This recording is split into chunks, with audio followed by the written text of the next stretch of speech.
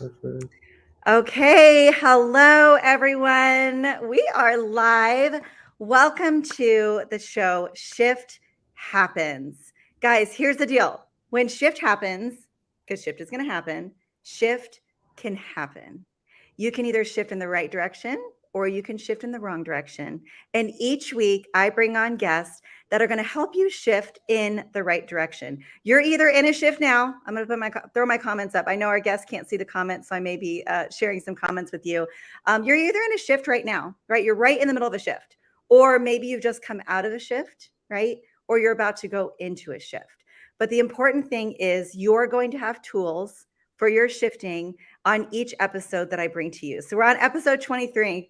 Guys, when everything goes wrong, what do you do when everything goes wrong? So we're going to talk about dealing with loss and grief. And I have an incredible special guest today that I actually met. Was it last week? All of my time runs in together. I met last week or the week before last week. He was standing on stage and he shared about his story on grief.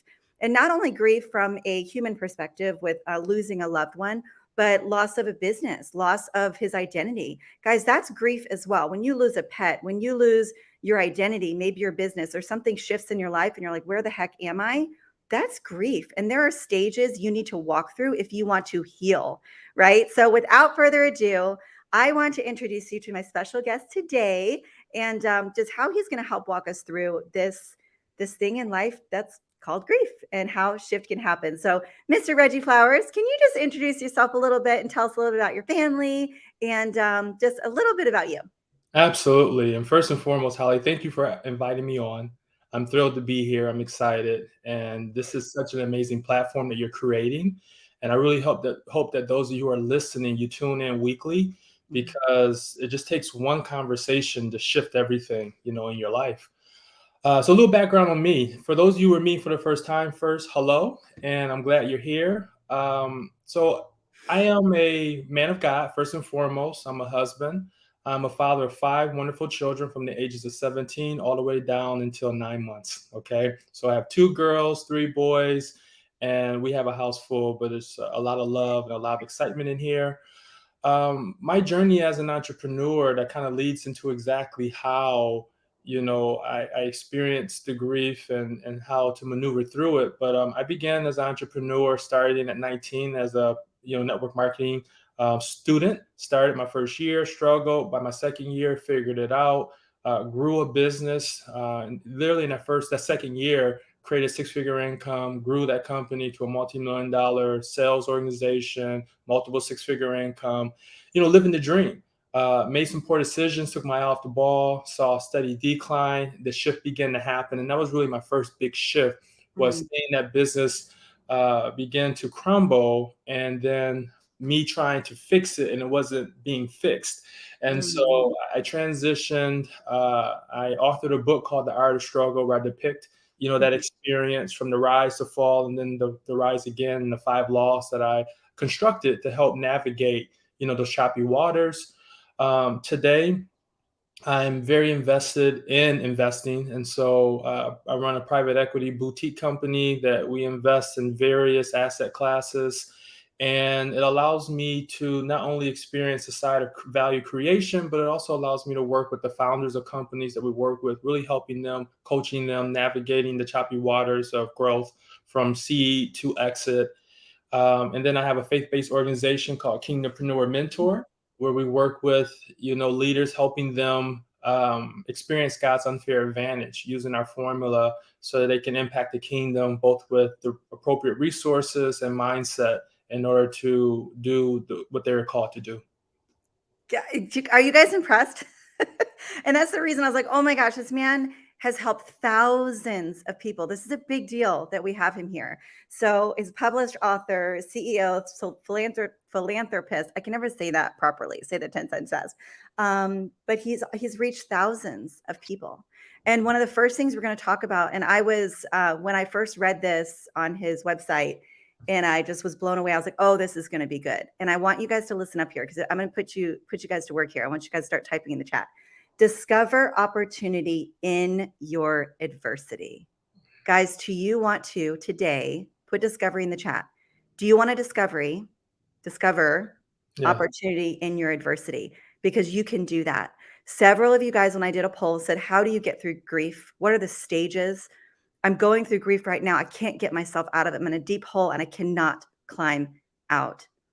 Reggie's here today to help us discover that. He is an incredible book. I went ahead and put it in the comments so you guys can go back and just click it, where you can get that and help walk through this adversity. So first, I do want to open up what the stages are of grief, because I feel like that'll help our viewers pick where they are. Like, what stage are you in right now in the grief process?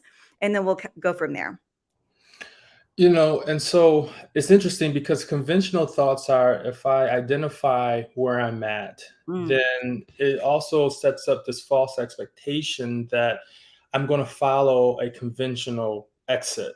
And Yes. the reality is there isn't a conventional exit. So you can Google the phases, but what I would prefer for us to do is really focus on how do we establish fanatical faith? Yep. Because rooted in anywhere you're grieved, whether you're heartbroken, you're angry, you're disillusioned, wherever phase you're in order for you to really shift, you're going to have to get to a place in your life where you've made a decision to identify the story that you're telling yourself and making a decision to change that story, because that's what's really rooted in. It's the replay over and over again. I call it the mental movie trailer, and you're replaying that mental movie trailer over and over and over again, and it's not benefiting you. And so just as a clear example, yesterday I'm at the hospital. I get a phone call from my neighbor. His wife has been battling cancer. It's stage 4, and she's preparing for her transition, right? It's just pretty evident. And actually this morning it was announced that, she passed this morning. And I went yesterday because he says, Reggie, how do I deal with this? Like, how do I get through this? And the first conversation I had with him and his mother and his mother-in-law was, number one, you get to choose the story that you tell yourself in this moment of adversity. So I said, we could focus on what we see in front of us right now, which is not the way she normally looks. She's tied to all these different tubes and IVs, and she's on a ventilator, right? You can tell that story. Or I asked her mother, I said, tell me about when she was a little girl. Like, how did she help you? How was she of value to the family? And immediately the mother's face, she smiled in that moment of adversity, because she focused on a story and a memory that creates peace, that creates joy. See, the reality is that when we're going through our most challenging times, we have total autonomy. And one of the things that we have to pay close attention to is we can't fail to realize that there is an opposing force that really wants you to curse, to rescind, to deactivate, right, your relationship spiritually. That's what he's seeking in that moment, for you to say, why? Why is this happening to me? This is not fair. But when you look at those attributes, they're selfish, right? They are not selfless. And so when I look at the 4 pillars of fanatical faith, it requires trust, selflessness, gratitude, and then wisdom. And so in the midst of this, you got to ask yourself, am I demonstrating selflessness, or am I only thinking about what I'm losing? Or am I thinking about what the other person is gaining? Or, like for me, losing the business, what did I gain from that? Because I get to change the narrative and the perspective if I become selfless instead of selfish. Then if I am grateful. So like I shared with Mike, you were an amazing provider. You provide a great lifestyle, right? Yes, she was very young. They have a 6-month-old, little boy who is a really amazing story, that even she took chemo while he was in the womb, and he came out perfectly fine. God shielded him, protected him. They even had to remove his sac at one point for one of her surgeries and then put him back in. Like, he's a miracle. And I said, you get to focus on the fact that he has prophecy and that this child is destined for greatness. You got to focus on that, right? And focus on how great his mother was. Now, can the loss ever be replaced? Of course not. Can but when you choose how to either elevate you, or it can, deploy you into a different direction, you have that choice. And so I encourage everyone to choose the narrative that best serves you long term, because if you carry that pain and that weight throughout your life, it damages you and it damages the people around you. And that's not what the glory of the story is for. So After you begin to do that and you focus on, you have to get to a place though, like I told their mother, you have to be faithful. And that comes from a place of trust. See, when you're questioning and doubting, you're not trusting. And Mm, sometimes you have to accept the fact that there are things that are beyond our comprehension. And so we always want to rationalize. But I mm, mentioned to the family yesterday, I said, let me ask you this question. Even if you got the answer that you mm, wanted, what would it do? Would you be satisfied with it? Because the only answer that's going to matter to you is that she's healed and she's still here. That's it. So any other answer, any other why, how come, why not, will never be satisfying. So let's not even sign up for that class. Let's not even get into the why. Let's get into the what is the benefit? What is the glory in it? How are we grateful that this person is no longer hurting, that they're now in a place of peace and joy? And then we have to take our time working towards that moment as well, right? mm. And this is the part of the wisdom, right? So just going back to the four pillars, just so everybody has it, because we're having a deep conversation here, but you got to remember this requires trust, selflessness, it requires wisdom, right? And then it also requires for you to be patient. So these are things that you have to be in that season of experiencing of grief. If someone could put that in the chat really quick, I can't type it. Trust, selflessness, Wisdom, wisdom, and patience. patience. Yeah. Here's the cool thing that you actually mentioned, Reggie, is I have a talk, a speech that I do. It's all about the stories we tell ourselves that Yes. may be holding us back. I call it the bike speech. Yeah. And I need to upload it on YouTube because it's really powerful because the stories we tell ourselves that may be holding us back. And it's often the replay over and over again. When you have gone through trauma, do you know that when you replay it over in your brain over and over again, your brain doesn't know time. You're reliving it. It's as if you're going through the trauma again and Yes. again and again. And people wonder, why have I not healed? Like, why have I not healed from this? Amen. Reggie, they're playing it in their head over and over again Yeah. as if it's happening. And again, we're going to replay things, and that's normal. But the Yeah. conversation is always centered around what are we replaying? Yeah. And for me, when my wife transitioned, I was extremely grateful. So gratitude, when I'm not grateful that she transitioned, but I was Yeah. grateful for the season that we had, the Yeah. time that we had, the family that we fostered, what she sowed into me during that season. Mm, I'm like, if God gave her to me, he can take her. And so my perspective had to be mm, very selfless in that season. And so oftentimes the pain that people are holding on to is very selfish. And therefore they're unable to relinquish their ability to move through grief because they're holding on to how it's impacting them. Where they can choose to say, look, I can be the victim or the hero in this scenario. Most people are choosing victimhood because social society supports that. They're like, oh, yes, you should feel terrible. You should be, did you guys catch this? this is conformity to that. But if you look at anything from a spiritual biblical standpoint, no one's going to encourage for you to remain in a place of defeat. There's no long-term value there. So will you feel hurt, pain? Absolutely. But the conversation you can choose to have. And so for me, I had a responsibility because I had two little boys that were 5 and 6. And when I had to share with them that their mother, when they got home from school, she would not be there, right? Because when they left for school, she was there. And when they got home, she was not there and she would not be returning. The narrative that I had with them when they were 5 and 6 was so intentional that Mm, today at 10 and 11, they're straight A students. They love their bonus mom. They run a business in the summertime. They're just thriving. And they're able to talk about their mother. Their mother's very much alive in our home, but it's not like a blemish. This is what we get to look forward to. Like she ascended, she made this ultimate sacrifice, right, for them to be here. She risked her life because the doctors told her, if you have this child, the first one, you could potentially, the hormones could re-trigger cancer.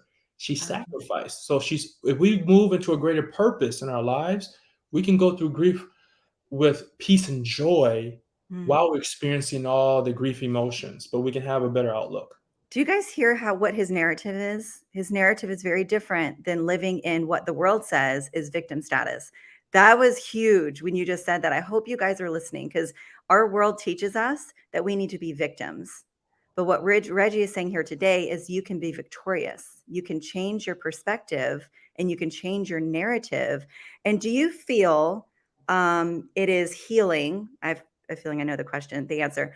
Do you feel that it's healing to be able to talk about life of the one that you lost? How do you feel like if someone has just shut it out? Because I know there's people have lost someone and they don't talk about them. They don't talk about the good. They don't talk about the bad. They shut it off to make it feel like it's going to go away. What would you say to someone who's doing that? I would tell them that they have to distinguish between what is true and then what the truth is. Those are Mm, not the same. And so okay. this comes back to wisdom. So what is true is Holly and I are talking to you live right now, but tomorrow that will not be true. Okay. Mm, okay. But when you look at what's truth and we look at what's rooted from a biblical context or factual, meaning that when you look at truth, you can't be made free until you have truth, right? The Bible says you'll be set free once you have truth. And so in any area of your life where there's a lack of truth, then you will be bonded, right? You will be in bondage there. So therefore, what I mean by that is that the person right now who feels like they can't move on is because they're not telling themselves the truth. They're telling a story that's keeping them bonded and held in prison, so to speak, emotional prison, versus what is the truth? Well, the truth is, do you believe that person is really in a better place? The Mm, truth is, do you believe that if they were hurting and in a position where the psychological or physical hurt, that they're now in peace? And I understand there's exceptions, right? If someone decided to end their life and you were experiencing that, then you still have to find a truth that will allow you to move forward. And that truth can simply be that mm, memory of, right? It could be how you contribute if they have offspring. It could be a foundation to support if there's an issue that if they were dealing with, drug abuse, alcoholism, anything that may have been a response. You can still take something that was tragic and turn it into magic, so to speak, right? oh, If we oh. shift the way we perceive the reality. And here's what you have to realize: you're going to choose the truth. You really are. But Mm. I mean, is it really? I mean, you're going to choose what's true to you, but doesn't mean that's truth. And truth will always be designed to set you free. So if you're not feeling free, then it is not the truth. It is just something that you told yourself that is true. That is I don't even have words. I hope you guys wrote that down. Tragic to magic. That is beautiful. And what is true to you, but what is actually truth? I can say that that goes into all aspects of life, relationships, business, mind over matter, the things that you're telling yourself that are holding you back, weight loss, trauma, what we talked about earlier. Man, that goes into all aspects of life. If you guys have a question here, I know there's some people that hopped on who have gone through trauma and gone through loss, and you're specifically watching this to help get over that. If you have a question, please ask in the chat, because you see a man who's gone through a lot of trauma, who's gone through several different losses, and we'll talk about some business losses and things, because not everyone's dealing with the loss of someone. Oh, I don't deal with loss. Guys, there's people that have dealt with the loss of an identity or a business, and you haven't gotten over that yet, so you haven't been able to shift. And we want to give you tools for that as well. So let me know what questions you have. This has already been so powerful. And you were able to transition with your wife Yes. and the grieving process with your kids. And just, I love that you sat your kids down and you told them truth, and you Hmm. were very open, and you talk about your wife, and they, you probably still share stories, and they get to live. Oh gosh, guys, do you hear this? They get to live knowing who she was. I have goosebumps. How do you think that's affected your children? We have what's called the sacred cell phone, which is mom's cell phone. It's like an iPhone 10 now at this point. We won't upgrade it, we won't change it, but it has her perspective on life, right? The pictures that she chose, the videos that she was interested in, the things I shared with her. And so they're able to go into that phone and relive an entire season, right? I'm talking about from like 2014 to 2018. Like they're able to relive their mother's transition, even to her final moments. They have that. And so they will both go in and then ask questions like that. What did mom do about this? And I remember learning that mom used to work at McDonald's when she was a teenager. Maybe I'll get a job at McDonald's when I'm a teenager, right? So there's always this continuous connection, but truth is here. They understand that mom, she fulfilled her assignment and she was called home. She was a woman of faith and she's healed. And there will be a time that there's an opportunity to reunite. And so if somebody's listening to me, they go, I'm atheist. I don't believe that. Mm, That's why we say you get to choose your truth, mm, because that truth propels us. That truth, and it helps us and enlightens us. There's wisdom in that truth. And so when I look at the fruit, right, it's another way to determine if the truth is benefiting. What is the fruit?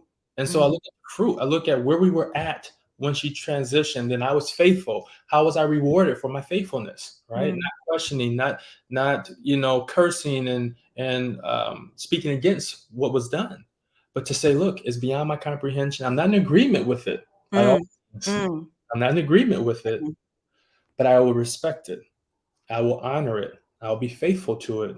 But if mm, it was my choice, she would still be here. And how did he reward us for our faithfulness? Several years later, he brought me another amazing bride. We went from, we were living in a 2 bedroom, 1 bathroom, or a 2 bedroom, 2 bathroom condo. And I was just saying, when we mm, talk about he multiplies, well, now we're in a place where there's 6 bathrooms, there's 5 bedrooms, and there's 2 kitchens, right? And so there was increase. He made room for the growth. He made room and he's increased the business. I mean, he's just continued to increase. So you have to also know that once you get beyond this moment, if you're faithful, there you will be rewarded for your faithfulness. He's a faithful creator, and so mm. therefore we have to be faithful creations. And that's the greatest challenge. But when you are a faithful creation, there will be benefit. There's no designated timeline. Yeah. There isn't a direct formula, but I can promise you, I can go from event to event and demonstrate his faithfulness in my life by me choosing to be faithful versus angry, resentful, you know, anything that's adverse. Well, something powerful that I wrote down, I'm taking lots of notes here, but I'm not in agreement with it. Toxic positivity is a real thing. I actually didn't know what it was. And a friend of mine was like, wow, you're so positive, but you don't have toxic positivity. I'm like, what does that mean? She goes, oh, it's not all butterflies and rainbows. Like you look at the glass half full, but the good news is, you don't know this. My nickname with everyone is Holly is, but the good news is, Mhm. because you can always find good news at something, even if it's I'm standing on Yeah. my own 2 feet. The world could be crumbling in front of you. The good news is, so homework. The good news is, if you haven't done this exercise with me, I want you to start doing that. When something happens, when shift hits the fan, I Mhm. want you to say, the good news is, and write it down. I also want you guys to write down what your truth is, not what is true, but truth, because you may shift just by doing that, right? And then also, we do have a question. I'm going to pull it up. This is actually a really good question because I know there's some people that deal with this. How do I get over thinking that I could have done more while family members were sick and I was the caregiver? That's Oh, that's cool. That's listen, one. Norm, I'm really glad you asked this Yeah. question because I was walking down the hallway yesterday with the husband, and I told him, I said, one of the things I don't want you to do is to allow the enemy to tell you the lie that there's more you could have done and you could not. And in his case, I said, unless you were an oncologist, Mm, you did all that you could do. Okay. There are some things that are out of our hands. And so, Norm, I was in a very similar position where the final 4 months when my wife was transitioning, I became a caregiver. So I shut down business operations and I focused 100% on providing, I'm talking about bathing. If she was incontinent, because she became paralyzed. I mean, I was all in, giving shots, like whatever was required, I was there. And the reality is that in that season, the capacity and what you gave, you know, you have two choices here. Number one, if you know for a fact that you could have done more, you still have to forgive yourself mm, because sometimes being in that season is overwhelming, right? If you're not processing it well, if we're not focused. So if that's you, then you just have to forgive yourself. You're better for it today. You get to choose the narrative and conversation on how you can improve or how you did improve. So your capacity and capabilities moving forward in your life are there.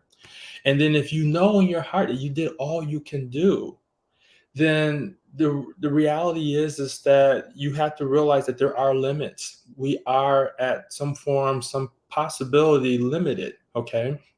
That is why we entrust in a higher power, God. For us, doing things to our Lord Savior Jesus Christ. For some people, it may be different. It could be money's their Lord, their God. I don't know. But for us, that's the decision. And so there you have a partnership.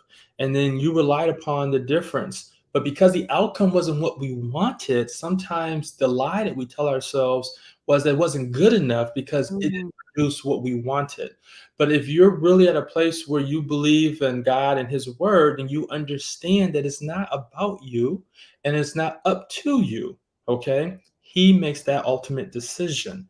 But if you were a good steward for that family member when they were sick as a caregiver, then you did your part in contributing to their transition. But if you know in your heart that you didn't do all you could, you just have to forgive yourself Mm. and decide that when another opportunity presents itself, it's not going to necessarily be in the capacity of caring for someone who's sick, but maybe in the capacity of mentorship. It could be stewarding somebody else's resources, business, then from that experience how I can do better. And ultimately, life is all about us learning and getting better. That incredible answer. That was an incredible question. Thank you. If there's any more questions, we've got a few minutes left. That was really, really good. Guys, here's the deal. Because the outcome wasn't what you wanted doesn't mean that you did something wrong. Right? Doesn't mean you did something wrong. And let's say you did. Let's say you didn't do everything that you could have possibly done. You have to forgive yourself and do something good with it. Forgiveness is actually something a topic that I should talk about. Yes. And I haven't really done that, just focusing on forgiveness, because dang it, that's hard. Yeah, Dude, it is. especially forgiving yourself. Oh my word. If you Yes. guys want me to talk about forgiveness, put forgiveness in the chat. If you feel like this is something that we could unpack, like just about forgiveness, because, oh, Reggie, think of the lives that would be free Yes. because Yes. of forgiveness. Another tip that I want to remind you guys is, if you do have someone that is going through a transition, the cell phone, what you just said, I started like choking up. I'm like, Holly, get your crap together so you can talk. That's amazing. Like the stories that your children will have for life Yes. because of the preparations that you did. Please do that if you're going through this transition with someone, and keep your stuff. It's that alone. Your kids are going to be able to relive parts of their mom that they Yes. wouldn't have had done before. Yes. Yeah, that's really good. The people are saying, thank you. I'm getting a lot of forgiveness, a lot of value from this. This is helping me heal. Toxic positivity, that's a real thing we can actually do. Let me write that down too. On what toxic positivity is, because that right there is also something you can't live in. You can look at the good news, but you don't want to live in toxic positivity. So we've talked about a lot of powerful things as far as grief when it comes to losing someone. Is there anything that you want to share as far as grief on losing your identity, maybe with a business? Because I think that's also is equally powerful. That can knock you down and people don't get back up again. Right. And so for me, that's where the vision that for the art of struggle, the 5 incontrovertible laws for transformation, success, and fulfillment, right? And fulfillment was key because Tony Robbins says it best: success without fulfillment is failure. Mhm. So how do we also succeed, whatever that definition is for you, but feel fulfilled? And so when you look at the 5 laws, the first one is called the law of embracement. Okay. And that simply means that in order for something to change, we have to be willing to accept it as true so that we can move towards it, right? So the law of embracement means that I'm willing to accept that. And the first thing is that when that business crashed for me, I was unwilling to accept that I wasn't who my identity with that business was associated with had separated, right? I wasn't willing to accept that. I wasn't willing to accept the fact that I was broke. There's a lot of things I was unwilling to accept, and that left me stuck. And so as a result, once I say, you know what, Reg, you're broke, but you're not poor, right? And you're not going to stay here. And Mhm. so I was able to embrace that. Then the law of engagement means that I have to be a part of my own rescue. And so oftentimes we want others to save us because we're hurting and we want that camaraderie. But the reality is other people will save you faster if they see you putting forth the effort for change. So that's the law of embracement. We got to be a part of our own rescue. Then the law of equipping. See, your certain set of thoughts produce that outcome. And in order for you to change that outcome, you had to be equipped with new inputs, right? So create a new curriculum of who you're going to become, what those characteristics are, and then what are the skills that you need to learn to become that person you design. That's the law of equipping, right? So providing the tools to get the job done, the right tools for the right job. And so Mm, if you're looking to increase your wealth, there's tools. If you're looking to increase and expand your business, right, your identity, there are tools, and then you have to equip yourself in order to become what it is that you're seeking to do. mm, It's the law of empowerment. We have to fuel the progress. And so that has to be a until mentality, meaning I'm going mm, to work on this. I'll make nuances. I'll reposition things, but I will continue until it mm, is done. And so that's the law of empowerment. And then the last law is the law of elevation, which means that once you get through all this, then you now realize that everything and everyone around you also gets better too. mm, So you're able to help those around you become more impactful because you've gone on this journey. You've been through the 5 laws, and then people around you say, "Hey, how did you do it?" And so that's what happened for me when I was tied into that identity. I was a superstar in my mind, full of ego and arrogance. It was polite arrogance, but it was arrogance. mhm, It was a season of humility and getting to a place of wisdom and discernment and just becoming better and becoming a lifelong student. And so mhm. those laws took me through that process. And then here's how I tested them. I didn't publish the book after I was done with the manuscript. I took the next year and applied the laws. And then the ascending happened because I used the word incontrovertible. And I know there's always going to be a critic that's going to say, well, how do you know these are incontrovertible? Yeah. And so I'm the product of it. Where I live today, the businesses that I run, the way we invest capital. I mean, it's just truly the art of the struggle. We harnessed the struggle and we used it as an asset versus a liability. And Mm. you can too.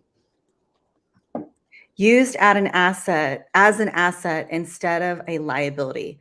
The law of embracement, the law of engagement, the law of equipping. I have my handwriting so bad. I'm saying this right. The law of empowerment and the law of elevation. You want to hear something crazy, Reggie? Yeah. My life mission is why I'm like, oh my gosh. So my mission, I have it above my computer in the office, Yes. is helping people heal Yes. so they can grow and pay it forward. Mm.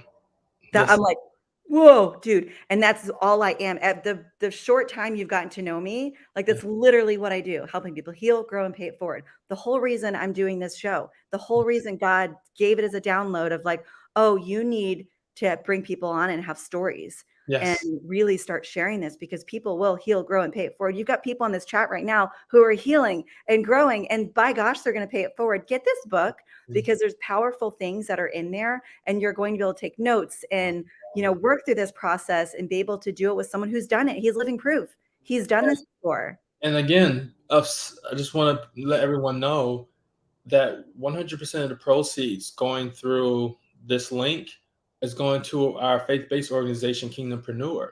which again, supporting leaders, developing leaders, and really helping them unleash themselves into the kingdom, financing great, purpose and will. And so, it's beyond, again, you're sowing even in this, right? You're sowing into the organization, you're sowing into the purpose, the mission, and we just want to continue to help people elevate, so we can combat all this evil that's taking place and remind people of who really is in charge. And we get to do it together.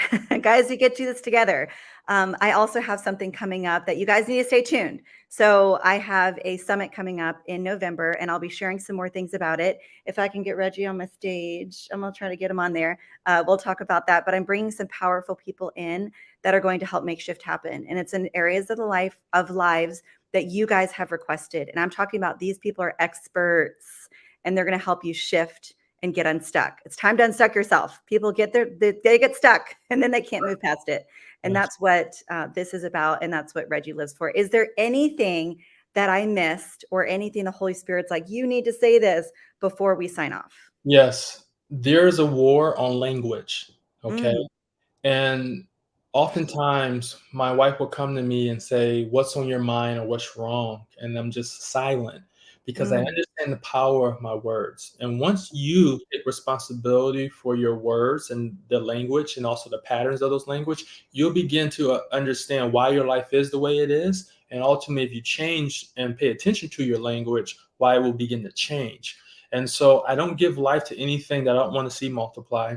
And I give life to everything I do want to see multiply. And silence is key in some of those cases. And so, for example, I just use a simple phrase like the world says, that money is the root of all evil, right? Like that's what the world says. But we know the truth is it says the love of money. So when you take out the love part, Yeah. what do you believe? That I need to stay away from money and the people who have a lot of money are evil, right? That's a language and a belief, and then it shows up in your life. But the facts are, it says right in Genesis that God put gold in the land and it was good. And so therefore, if it is good, if you think about communities where there's a lot of money, typically there's less crime, right? Versus where it is not. But that's not with the world. So you want to be very careful with your vocabulary and your language. Another quick example, my children are not allowed to say, I can't afford, right? Because Mm. that is a psychological limiter. It is not true. What is true is that it may not be something that's in the budget right now. Oh, excuse me, it's too expensive, right? That's another Mhm. word, too expensive. And I would tell them, nothing's too expensive. It's either you can afford it or you cannot. But if you cannot, how can you, right? Again, the language and what the mind does in response to the language. So be careful with the war on words because your words are depicting and describing and ultimately solidifying the life. And if you're not in agreement, again, with that current lifestyle, you begin to change your language patterns over time. You will see your life begin to follow in the direction in which you communicate. I want to have you come on again. The war on words, your language, the power of language. We talk about this all the time in almost everything we do. Yeah. What you just said right there, I'm going to go back and watch this because I deal with that. I have a struggle with that. And the good news is I do ask for forgiveness very quickly because Yes. I do want that forgiveness. Does anyone here struggle with their words? Just say words, struggle with words. Because I also want to show you guys that you're not alone. I'm here saying Holly struggles, even as positive as I am, kind of mean to myself, right? And then it'll come out. So words are so powerful. And that's a struggle and a war that I have in my own mind. And I'm asking right now myself, what is that keeping me from? What part of my future Great is that question. literally keeping me from? Great question. Should I journal about that today? We talked about journaling. Was it last week? No, the week before last week. I had a gentleman come on talking about journaling, Yes. and that should probably be something I should journal about because struggle with words. Yeah, with a lot of people. Ooh, guys, this is good. So just remember this then. One of the greatest gifts that we all have that our creator's given us is the ability to self-manage. Mm, So if we get to a place of mastery, of self-management, we'll be able to catch, because we're not perfect. I'm not perfect. I'm not on here to pretend to be perfect, but what I am great at doing is catching myself when I'm getting off track. I can do it quick, mm. Yep. fix it, and move Yep. on versus getting so far off track that now it impacts my life. And so that's what my friends say, Reggie, you do a great job self-managing yourself.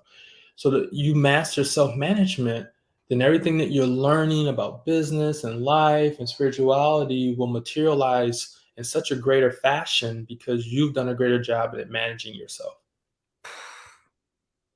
You are a powerful person. I knew this man was on stage. I'm a nobody. I'm like in the crowd, and I immediately messaged him. I'm a nobody. Did you hear me just do that? Did you hear me just say that? Cancel. I just did it again. I am a somebody because I am a child of God. He made me specifically meet. I beautifully, wonderfully made here on a mission and purpose. So Yes. call me out, ladies, men on here. When I start doing stuff like that, call me out. Good. So I'm in the crowd. I am a somebody. And I immediately reached out to him and I said, man, I don't literally the Holy Spirit's like, you need to contact this gentleman. You want to talk about grief. He's just gone through this massive grief. He's standing here on stage, but he's standing with such love, like the empathy and love that you exude is very powerful. I'm sure people have told you that. Like your energy is very like magnetic. So I was like, oh, he needs to speak. And here he is today. So thank you for following your gut and being here with us today. I really would love to have you on for more if you can. I know your schedule is busy and the Well, war I'm down for a on words. series because this is therapeutic for me. Having these conversations, like I said, when we're looking at investing in businesses, I'm not using that side of my brain, right? So when I get to use this side, this is Yeah, the side that God gifted me with, yeah. that comes to me in a natural capacity. And so the thing that I have a responsibility to do is to use it more. Yeah. That's the thing that I felt to do, was keep it behind the scenes and not Mm. utilize it as it's intended to be used. And we all know that if we don't use our gifts the way God intends for us to do, then that's directly us disrespecting, what He's given us. And we don't want to be disrespectful because Yep. living. Amen, brother. That's literally why I'm doing what I'm doing here, of being disrespectful of the gifts God had given me, saying I never want to speak in front of people. So amen. I hear you. Thank you so much for joining us. If you did not get the website for his book, it's in the comments. I'll have all the information, how you can find Reggie, how you can follow him. Please go follow him. We're going to have him on again. I've got him saying yes. We're going to have him on again. Stay tuned for my summit coming up, and it's going to be really, really powerful. Experts in the industry of helping people heal, grow, and pay it forward. And I always tune off with this. I always tune off the episode with this. Is, guys, today is the day that you can make shift happen. Yes, So go out in the world and make shift happen. Thank you. Say goodbye, guys, and we'll see you next week on another episode of Shift Happens. Thank you.